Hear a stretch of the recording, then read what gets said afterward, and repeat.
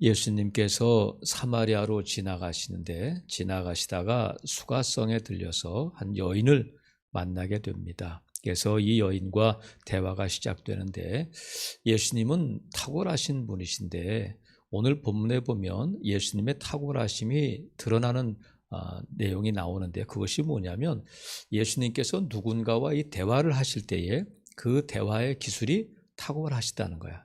하나님의 아들이어서가 아니라 예수님께서는 누군가와 대화할 때에 그 사람과 어떻게 대화를 이어갈지를 아셨어요.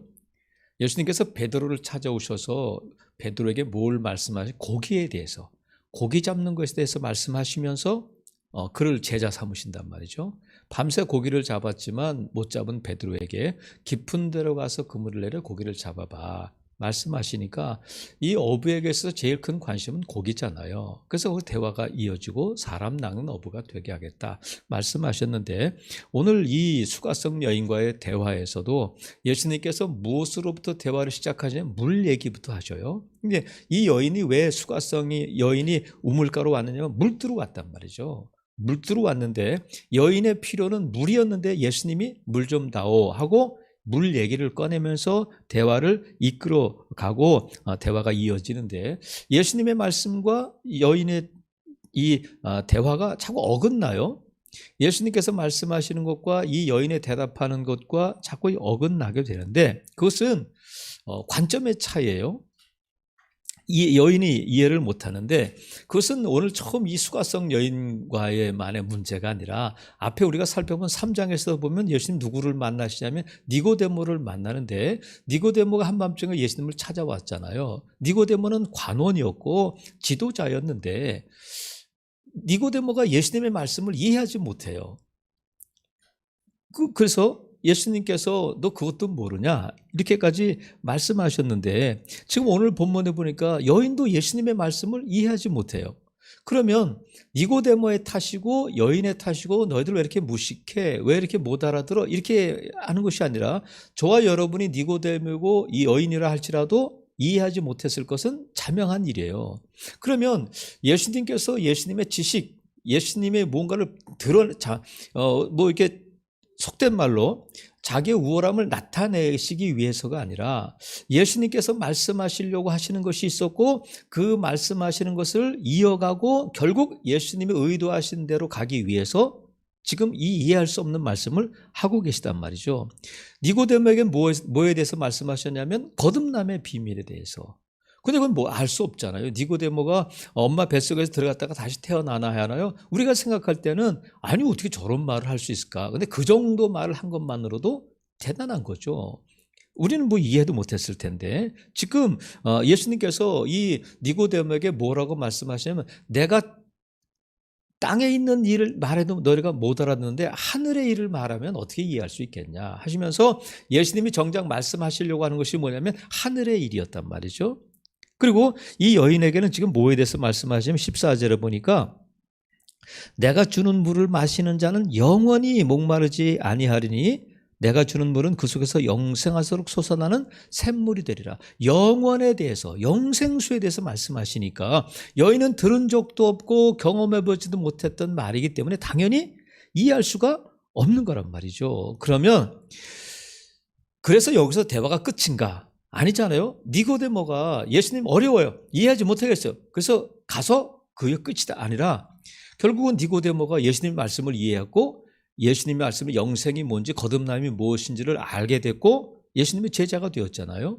여인도 마찬가지로 도대체 무슨 뜬금없이 무슨 말씀을 하시는 거예요, 알아들을 수 있는 말을 하세요, 그런 것이 아니라 여인도 결국은 예수님의 말씀을 깨닫고 동네로 뛰어가는 일이 일어났단 말이죠. 그것은 알아들었다는 거잖아요. 그러니까 오늘 이 본문의 대화를 보면 12절에 이 여인이 뭐라고 말하냐면, 우리 조상 야곱이 이 우물을 우리에게 주셨고 또 여기서 자기와 자기 아들들과 짐승이 다 마셨는데 당신이 야곱보다 더 큽니까? 이렇게 물어봐요. 그것은 10절에 우리가 지난주에 살펴본 것처럼 예수께서 대답하여 이르시되 네가 만일 하나님의 선물과 또 내게 물 좀 달라 하는 이가 누구인 줄 알았더라면 내가 그에게 구하였을 것이요 그가 생수를 내게 주었으리라, 이 말씀을 하시니까, 아니 지금 내게 물을 주려면 당신은 지금 내게 물을 달라고 하면서 내게 무슨 물을 준다는 겁니까? 지금 그릇이 있어요. 두레박이 있어요. 야곱의 우물은 보통 3m 이상 깊이가 된다고 그래요. 그러면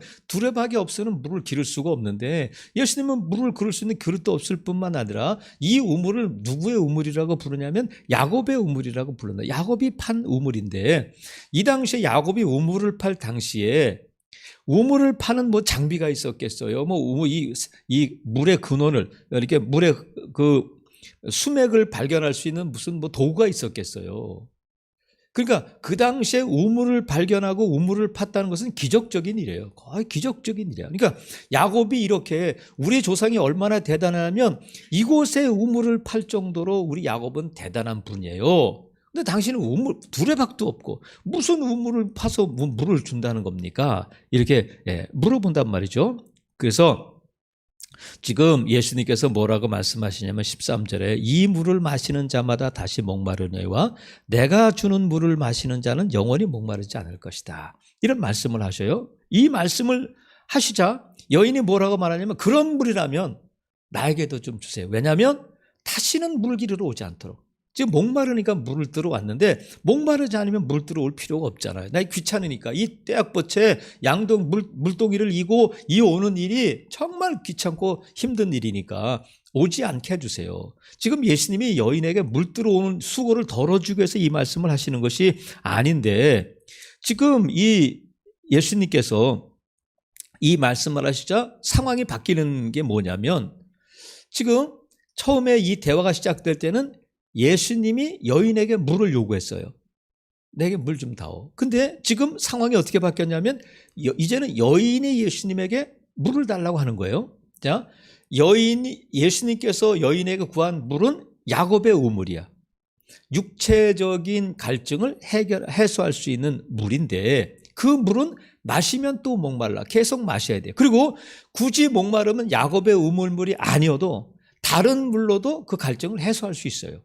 하지만 예수님께서 여인에게 주시겠다고 하시는 물은 육체의 물이 아니라 영혼의 갈증을 채워줄 수 있는 생수고 그 물을 마시는 자는 다시 목마르지 않는다.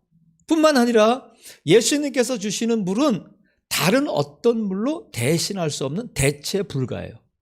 여인이 예수님께 줄 수 있는 물은 우물물은 꼭 굳이 야곱의 우물이 아니고 이 여인이 아니어도 다른 사람을 통해서도 다른 물을 통해서도 얼마든지 그 육체적인 목마름을 해결할 수 있지만 예수님께서 주시겠다고 하시는 이 영원한 생명의 물은 예수님이 아니고서는 어디에서도 얻을 수 없고 누구도 줄 수 없는 물이 된단 말이죠. 그래서 이 여인이 이 예수님의 말씀을 이해하지 못해요. 자기식으로 자기가 알고 있는 것 가지고 예수님을 말씀을 이해하려고 하니까 도저히 이해가 안 됐잖아요. 이런 차이가 있는데 그러자 예수님께서 갑자기 뭐라고 말씀하시냐면 지금 16절에 보니까 가서 내 남편을 좀 불러와봐 이렇게 말씀하셔요. 뜬금없이 물 얘기를 하시다가 예수님께서 여인에게 내 남편을 좀 데리고 와라 이렇게 말씀하셔요. 그러니까 여인이 다짜고짜 남편 없는데요? 이렇게 남편 없는데요? 그래서 그래? 없어? 그러지 않고 예수님께서 이제 더 정확하게 남편을 불러와라 하시는 것이 그냥 지나치는 말로 하신 것이 아니라 어떤 의도를 가지고 하셨다는 것을 말씀하시는데 그것이 뭐냐면 그렇지 너 남편이 5이 있었다는 거예요. 정확하게 남편 데리고 와봐. 없어요. 그랬더니 이번엔 더 정확하게 숫자까지 말씀하셔요. 남편 5이 있었지 지금 살고 있는 남편도 내 남편이 아니고 다른 여자의 남편을 네가 데리고 살고 있고 지금 그 좋지 않은 관계지 이렇게 말씀하시면서 이 여인을 놀라게 하신단 말이죠. 그러면 예수님께서 여인의 부끄러움을 드러내기 위해서 여인의 그 실상을 보여주고 네가 지금 그런 식으로 말하면 안 되지 하기 위해서 말씀하시는 것이 아니라 이 남편에 대한 얘기는 여기서 끝나요. 예수님이 만약에 남편 얘기를 하려고 했다면 계속해서 첫째 남편은 직업이 뭐였고 둘째 남편 이렇게 폭로하고 하듯이 그랬을 텐데 예수님은 그렇게 하시고 맞아 지금 살고 있는 남편도 내 남편이 아니구나 여기까지만 말씀하시고 그것은 뭐냐면 남편 얘기를 왜 꺼내셨느냐면 이 얘기를 통해서 여인에게 알리고 싶고 가르쳐주고 싶은 것이 있었기 때문에 그렇단 말이죠. 그것이 뭐냐면 예수님이 누구신가에 대한 거예요. 예수님이 누구냐? 10절 보세요. 예수께서 대답하여 이르시되 네가 만일 하나님의 선물과 또 내게 물 좀 달라 하시니가 누구인 줄 알았더라면, 이게 말씀하시죠. 그러니까 예수님은 그 여인에게 먼저 이 물을 달라고 하시는 분이 누구신가를 알려주고 싶으신 거예요. 니고데모에게도 인자가 누구인지를, 인자가 어떻게 들려야 하는 것인지에 대해서 알려주시기 원했던 거예요.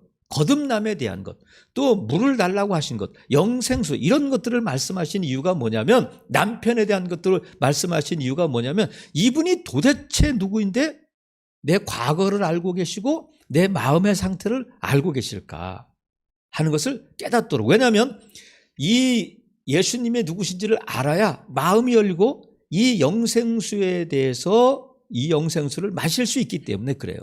그래서 예수님께서 그 예수님을 알도록 말씀하셨는데, 예수님께서 남편을 데리고 와봐, 이 말씀은 너에게 있어서 남편은 어떤 존재냐, 너는 왜 남편이 5이나 있었고 지금 내가 같이 남편이라고 살고 있는 사람은 또 누구야? 그러니까 여인에게 있어서의 남편은 어떤 존재일까를 물어보시는 거예요.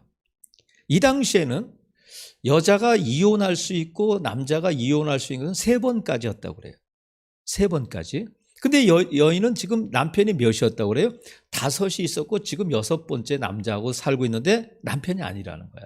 그러면 이 여인은 지금 이 남편이 5이 있었다는 건 결혼을 했는지 아니면 뭐 동거를 했는지 뭐 어떤 관계였는지는 모르지만, 이 남자와 살다가 헤어지고 저 남자와 살다가 헤어졌는데 여자가 남편을 버리거나 아니면 여자가 못 살겠다 이러는 경우는 이 당시에는 없었어요.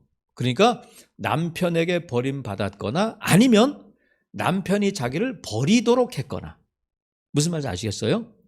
그래서 이 여인에게 있어서 이 남편은, 여인에게 있어서 남편이 왜 필요하냐면 남편으로부터 뭔가를 채우고 싶었던 거죠. 남편이 아니면 자기의 이 필요를 채울 수 없기 때문에 남편을 계속 필요로 한 거, 아니면 혼자 살든지 뭐 그럴 수도 있겠지만 경제적인 여건이라고 그런 면도 있었겠지만 다른 면도 있단 말이죠. 그러니까 이 여인이 어쩌면 어렸을 때 아버지로부터 사랑을 못 받았거나 아버지로부터 채워져야 할 그 사랑의 결핍이 어른이 된 지금도 여전히 남편과 아니면 남편을 통해서 아버지의 사랑을 채우려고 한 것은 아닐까. 제 생각은 그래요.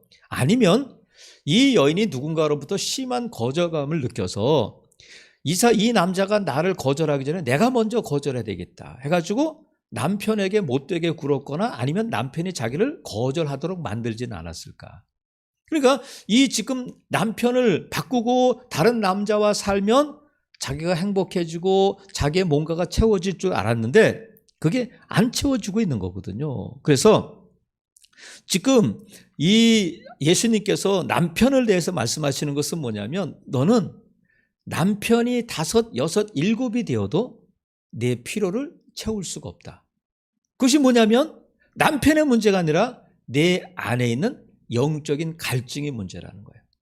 내 안에 남편으로 채우지 않는 영적인 영혼의 갈급함이 있는데, 예수님께서 지금 생수에 대해서, 영원에 대해서, 영생수에 대해서 말씀하시는데 이해 못하니까, 지금 내가 말하는 것은 내가 나에게 주겠다고 하는 야곱의 염을 육체적인 물이 아니라 내 영혼을 살리는 물이고, 내 문제는 남편의 문제가 아니라 양동이를 이고 물 들어오는 것이 문제가 아니라 내 영혼의 갈급함을 먼저 해결해야 된다 하는 것을, 지금 남편의 문제가 아니고 남편이 몇 명이 있는 문제가 아니고 앞으로도 내가 만약에 남편을 또 바꾸고 또 다른 남자와 살아서 뭔가를 채워보려고 해도 도저히 그것은 채워지지 않는 문제라는 거예요. 그래서 지금 이 문제는 남편이 아니라 내 영혼의 갈급함이 문제인데, 이 영혼의 갈급함을 채워줄 수 있는 분은 누구냐면 오직 예수님만이 성령을 통해서, 이 생수를 통해서 이 갈급함을 채워줄 수 있다는 거예요. 그러니까 이 여인에게 지금 예수님이 내가 누구인지를 알아야 된다. 내가 너에게 주는 것이 얼마나 소중한 것이고 야곱과는 비교할 수 없는 것임을 알아야 된다. 그래야 요구하게 되고, 그래야 마시게 되고, 그래야 영혼의 갈증을 해소할 수 있기 때문에 그렇단 말이죠. 그래서 여러분, 우리가 지금 이 수가성 여인이 당신이 야곱보다 큽니까? 이렇게 물어보잖아요. 그러면 다른 종교를 믿는 사람들은 그래, 왜 예수님이어야 되냐? 왜 니네들만 구원이 있다고 그러고 니네만 진리라고 말하냐? 이렇게 말해요. 그리고 기독교를 막 배타적이고 폐쇄적이다 이렇게 막 손가락질 하는데, 왜 예수님이어야 하고 왜 예수님만이 가능하냐면 성경이 그것을 말하고 있기 때문에 그래요. 부처도 안 되고 마호메트도 안 되고 그 어떤 힌두교의 그 뭐 원숭이나 소나 뭐 이런 신이 할 수 있는 일이 아니라 오직 예수님만이 길이요 진리요 생명이시기 때문에 그렇고, 사도행전 4장에 있는 말씀처럼 우리에게 구원은 얻을 만한 다른 이름을 주신 적이 없다. 그러니까 내가 구세주야, 우리 종교를 믿어야 돼, 우리 신을 믿어야 돼 하는 사람들은 다 거짓말이다. 오직 예수 그리스도를 통해서만 지금 구원을 얻을 수 있고, 예수 그리스도를 통해서만 우리의 영적인 갈급함을 해결할 수 있다는 거야. 그래서 여러분, 지금 이 여인에게는 남편이 문제였어요. 남편이 5이 있었는데, 오늘 우리에게는 남편이 5은 없지만 나는 무엇을 통해서 내 갈급함을 채우려고 하고 있는가? 어떤 사람은 막 힘을 다해서 돈을 벌어서 큰 집을 사려고 하고 집이 몇 채가 됐다, 자동차가 몇 대다, 내 옷장에 옷이 몇 벌이다, 아니면 게임에, 어떤 사람은 먹는 것에 대해서 이렇게 막 집착할 수 있어요. 화나면, 기분 좋으면 그것을 사고 먹고 찾아가고 운동하고 하는 일이 이 여인에게는 남편의 문제였지만, 우리는 어쩌면 내가 정말 내 영적인 갈급함을 채우기 위해서 아니라고 하지만 내가 자꾸 집착하는 것, 내가 자꾸 채우려고 하는 것, 내가 그것을 통해서 만족을 얻으려고 하는 것이 이 수가성 여인의 남편처럼 내가 어떤 문제를 해결하려고 하는 수단이 되고 있는 것은 아닌가. 하지만 이런 것들은 다 현상이지 본질은 아니라는 거야. 여인에게 있어서 남편이 5이다 하면 우리는 뭐 집이 5채이면 만족하겠어요? 아니면 우리가 자동차가 5대면 만족하겠어요? 아니면 우리가 뭐 이렇게 많은 것들을 가지면 만족하겠느냐고요. 하지만 우리 주님께서 그것으로 내 영적인 갈급함을 해결할 수 없다 말씀해 주셨어요. 그래서 사도 요한을 통해서 우리 주님이 말씀하신 것이 뭐냐면, 사랑하는 자야, 내 영혼이 잘됨 같이 범사가 잘되고 강건하기를 내가 원한다. 그러니까 늘 주님의 관심은 우리의 영혼이에요. 무엇이 소중한 것인가, 무엇이 잘 돼야 하는가, 그것을 말씀하시면서 우리가 예수님을 만나게 됐을 때 예수님은 우리의 삶의 우선순위가 무언가를 가르쳐 주셔요. 그리고 우리의 삶의 목표와 방향이 어떠해야 되는지를 알게 해주셔요. 그래서 산상수훈을 통해서 예수님이 뭐라고 말씀하셨냐면, 너희는 먼저 그의 나라와 그의 의를 구하라는 거예요. 먼저 무엇을 먹을까, 무엇을 입을까, 무엇을 마실까, 그것은 너희 아버지가 다 아시니까 너희는 먼저 그의 나라와 그의 의를 구하면 된다. 다른 건 구하지 말라가 아니라 먼저 그것을 구해야 된다는 거예요. 우리의 늘 관심사는, 우리의 기도의 제목은 그의 나라와 그의 의가 되어야 된단 말이죠. 이것이 영적인 일이에요. 그러면 나는 영적이냐 육체적이냐, 나는 지금 영생수를 목말라 하고 있느냐 아니면 야곱의 우물에 목말라 하고 있느냐 하는 것을 우리가 살펴봐야 돼. 내가 과연 무엇을 통해서 이 영적인 갈급함을 채우려고 하는지, 아니면 영적인 갈급함은 아예 모르고 내 육체적인 어떤 갈급함을 채우기 위해서 이리 뛰고 저리 뛰고 모으고 탐하고 있는 것은 아닌지. 그러면 저와 여러분이 나는 영적인가 육체적인가 하는 것을 무엇을 보면 알 수 있느냐면, 내가 흔들리는 걸 보면 알 수 있어요. 흔들리는 걸 보면 알 수 있어. 그러니까 나는 무엇 때문에 내 믿음이, 내 감정이 흔들릴까?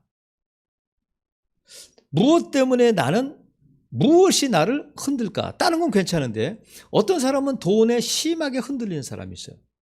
어떤 사람은 다른 사람들의 말이나 다른 사람들의 평가에 심히 흔들리는 사람들이 있어요. 그것은 내가 아직도 이 육체적인 일에 목말라 하고 있다는 거예요. 아직도 영적인 일에 미흡하다는 거야. 환경 때문에, 사람 때문에, 재정 때문에 이리 흔들 저리 흔들 하면 영적인 일은 아니잖아요. 욥의 시험을 보면 욥은 동방의 의인이었고 큰 부자였잖아요. 근데 하루아침에 재산이 날아가고 자녀들이 죽고 또 몸의 건강도 잃어버리게 됐는데 지금 사탄은 뭐라고 참소하느냐면 하나님께서 이 욥을 울타리로 두름같이 둘러서 보호해 주셔서 지금 재산도 얻게 하고 자녀들도 잘 되게 하시고 건강도 주시니까 그렇지 이게 없어지면 하나님을 원망하게 되고 믿음에서 떠날 겁니다. 이게 사탄의 참소였어요. 그러니까 지금 이 욥은 이 세상에 얻을 수 있는 것, 재산, 자녀, 건강 때문에 하나님을 믿고 있다. 이게 사탄의 참소였고 하나님의 믿음은 뭐냐면 아니다. 그게 없어도 욥은 나를 믿을 것이고 그는 영적인 일에 치중하고 있다. 이것이 사탄의 시각과 하나님의 시각의 차이가 된단 말이죠. 결국 욥은 모든 것을 다 잃었지만 욥은 그것 때문에 흔들리지 않았어요. 재산 때문에, 자녀들 때문에, 건강 때문에 믿음을 떠나지 않았어요. 결국은 하나님께서 욥이 지킨 그 믿음 위에 갑절의 복을 내려주셔서 회복시켜 주셨단 말이죠. 우리가 무엇 때문에 흔들리고 있나? 지금 저와 여러분이 불안해하고 염려하고 안절부절 못하고 내가 마음에 시험이 들고 내가 감정이 상하고 내가 이렇게 밤잠 못 자고 하는 것이 하늘의 일인가? 땅의 일인가? 예수님 때문인가? 예수님 아닌 다른 것 때문에 그런가? 내가 흔들리는 걸 보면 무엇이 나를 흔드는가를 보면 내가 영적인가 아니면 육체적인가를 알 수 있어요. 눈에 보이는 현상 때문에 나는 남편 때문에 그래. 나는 남자의 사랑 때문에 그래. 나는 누군가의 보호가 필요해. 하지만 그걸로 가지고 채워줄 수 없는 부분이 있다는 거예요. 누구에게나. 근데 그 부분을 누가 채워줄 수 있냐면 예수 그리스도만이 저와 여러분의 이 영적인 갈급함을 채워줄 수 있다. 그 다음에 내가 육체적인지 영적인지를 뭘 보면 알 수 있냐면 내가 평상시에 어디를 보고 무슨 생각을 하고 있는지를 보면 알 수 있어요. 내가 평상시에 어떤 생각을 하고 있는가. 그 생각이 나잖아요. 베드로는 무슨 생각했겠어요? 하루 종일. 고기 잡는 일을 생각하는 거지. 베드로는. 그게 베드로예요. 세리마태는 무슨 생각을 했겠어요? 어떻게 하면 더 세금을 더 많이 걷어낼까? 또 삭개오는 세리장이니까 어떻게 하면 세금을 더 많이 걷어내고 무슨 세금 명목을 만들어가지고 세금을 더 걷고 어떻게 하면 2022년도에는 내 재산을 불릴 수 있을까? 온통 그것이 그 생각에 그게 그 사람이에요. 그러니까 우리가 이 땅에 살면서 내가 무슨 생각을 하고 살고 있고 어디를 보고 있는가가 그 사람을 영적인 상태를 보여준단 말이죠. 그래서 골로새서에 보면 3장 1절 2절에 보면 그러므로 너희가 그리스도와 함께 다시 살리심을 받았으면 위의 것을 찾으라. 거기는 그리스도께서 하나님 우편에 앉아 계시느니라. 위의 것을 생각하고 땅의 것을 생각하지 말라 말씀하셨어요. 네가 그리스도와 함께 다시 살리심을 받았으면 거듭났다면 내가 그리스도와 함께 십자가에 못 박혔고 그리스도로 말미암아 다시 살아났다면 거듭났다면 위의 것을 찾고 위의 것을 생각하라는 거예요. 땅의 것을 생각하지 말고. 그러니까 우리의 생각이 하늘, 천국, 믿음, 은혜, 영생 뭐 이런 것들이 우리의 생각에 있느냐 아니면 그것들 아닌 땅의 것들을 먹는 것, 마시는 것, 입는 것 이런 것들로 내 머릿속에 채워져 있느냐를 보면 내가 영적인 갈급함을 알고 있느냐 아니면 육체적인 갈급함에 매달리고 있느냐 하는 것을 알 수 있단 말이죠. 사랑하시는 성도 여러분, 예수님은 대화를 이끌어 가시는 데 탁월하실 뿐만 아니라 또 어떤 면에 탁월하시냐면 누군가의 그 영적인 상태를 진단하고 처방하시는 일에도 탁월하셔요. 오늘 본문에 그렇잖아요. 여인은 어디에서 이런 얘기를 못 들었을 거예요. 이 예수님께서 여인의 그 과거나 현재의 상태를 맞추셔서가 아니라 이분이 도대체 누구인데 내 형편을 이렇게 정확하게 알고 계실까 해서 놀라서의 여인이 예수님을 알게 됐던 것처럼 그것만이 아니라 예수님께서 지금 이 여인에게 내 문제는 말이야 남편의 문제가 아니야. 내 문제는 지금 이 물떠오는 문제가 아니야. 내 안에 영적인 목마름이 있다. 그게 채워지지 않으면, 그게 해결되지 않으면 너는 계속해서 남편을 바꾸고 해도 계속해서 물들어 와도 너는 만족감이 없을 거다. 그래서 어떻게 해야 되냐면 진단을 그렇게 내리시잖아요.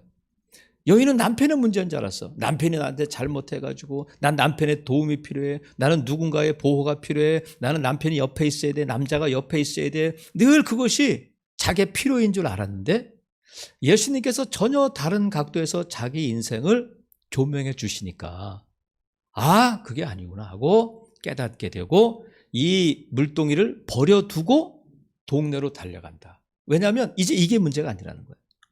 예수님께서 메시아가 되셔서 내가 이 영적인 갈급함이 해결되니까 남편의 문제도 사람들과의 관계도 다 해결되더라는 거야. 진단과 처방을 바로 내리시는 분이 예수님인데 예수님께서 이 여인에게 이 진단과 처방을 내리신 건 무엇을 통해서 하셨냐면 말씀을 통해서 하셨어요. 말씀으로. 뭔가를 보여주시고 환상을 보여주시고 하신 것이라 대화, 말씀을 통해서 그러셨단 말이죠. 그래서 예수님이 누구시냐면 태초에 말씀이 계셨다. 예수님 말씀이셔. 그 주님은 지금도 하나님 보좌 우편에 계실 뿐만 아니라 지금도 우리에게 말을 걸어오시고 수가성 여인을 찾아오신 것처럼 저와 여러분에게 말을 걸어오시고 계속 대화하기를 원하셔요. 그래서 이 말씀을 펼칠 때에 예수님을 만나게 되고 말씀을 통해서 우리의 영적인 상태를 알게 하셔. 그래서 히브리서 4장 11절 우리 잘 알고 있는 말씀처럼 하나님의 말씀은 살아있다. 활력이 있다. 좌우의 날선 어떤 검보다도 예리하다. 혼과 영과 및 관절과 골수를 찔러 쪼개기까지 하며 또 마음의 생각과 뜻을 판단한다. 하나님의 말씀은 살아있다는 거예요. 활력이 있다는 거예요.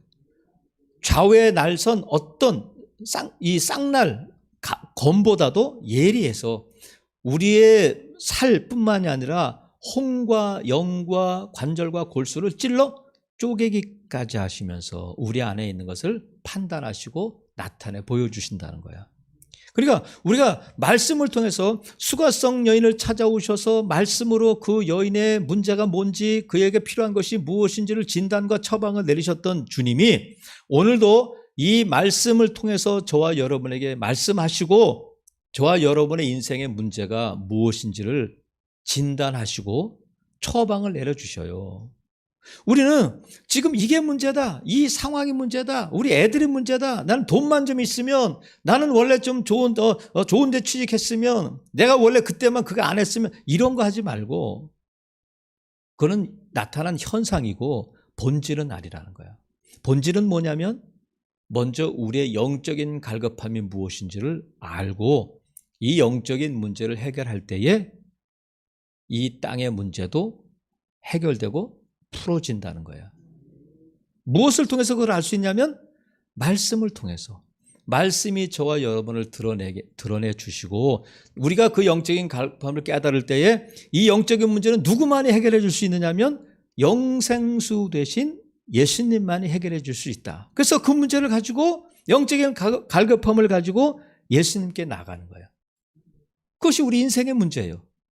수가성 여인에게는 남편의 문제였던 것처럼 저와 여러분의 어떤 사람은 겉으로 드러나는 것은 질병이고 자녀의 문제이고 가정의 문제이고 재정의 문제인 줄 알았는데 말씀을 통해서 깨닫게 되니까 사랑하는 자야 내 영혼이 잘됨 같이 범사가 잘되고 강건하기를 원한다 하시는 말씀처럼 영적인 문제가 먼저 해결돼야 되구나. 먼저 주님 앞에 나가서 주님이 주시는 생수를, 성령을 통해서 주시는 그 생수를 마실 때에 이 여인이, 우리 다음 주에 살펴보겠습니다, 물동이를 버려두고 동네로 냅다 달려갔던 것처럼 우리에게도 주님이 주시는 영적인 갈급함을 채울 때에 우리에게 주는 그 만족감과 기쁨이 저와 여러분 안에, 저와 여러분의 삶 가운데 넘치게 될 줄로 믿습니다. 이런 은혜를 누리는 복된 성도들 되시기를